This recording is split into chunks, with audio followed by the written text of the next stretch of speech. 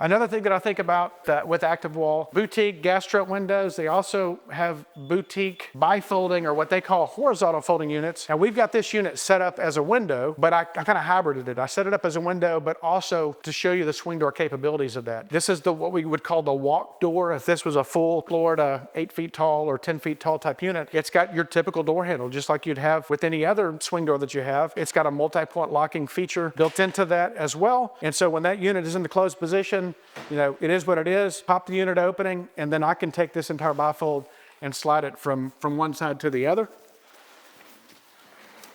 There's levers on the inside of the unit. It's a lever that you rotate 90 degrees to lock the intermediate panels to where this unit can stack. But when this unit's in the closed position, you've got your panels locked down, you've got your door closed, it is airtight. It's a great, great product. What makes a bifold door a great product versus an okay product? Every manufacturer out there right now in the luxury world has a bifold option, but just because you make a bifold option doesn't mean it's a good bifold option, to be honest. Weight considerations, what is the adjustability for that product? Meaning how many opportunities or options do I have for really tweaking that unit in the opening without uninstalling and reinstalling that unit? And that's one of the things that ActivWall does really well. Every hinge point they have with their units has multiple adjustment points to where we can actually take that unit and grow that unit by as much as 1/4 of an inch over a 12-foot opening without increasing the size of the panel. They've got great weather stripping between each one of these panels as a whole. And then as I take these units and dial these in and tighten these up, I can actually tweak these panels from an inside-outside cant to a presence, or I can make those expand or contract some.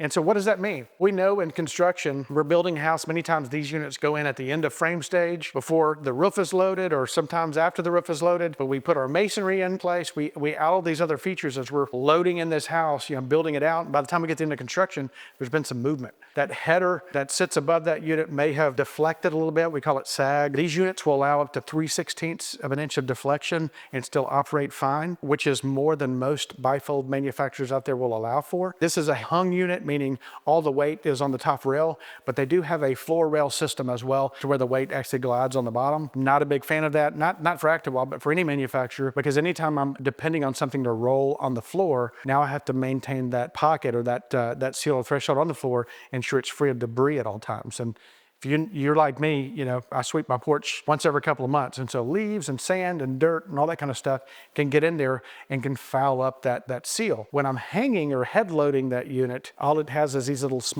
round wheels at the bottom of the unit, just keeping it in the track system as it's gliding back and forth. But there's not nearly as much of a conflict with that roller system versus if I'm trying to roll the unit in the bottom seal and do it as a floor load versus a head load. Love this product, great company to work for. They've been huge for us. We cover the state of Texas for ActivWall.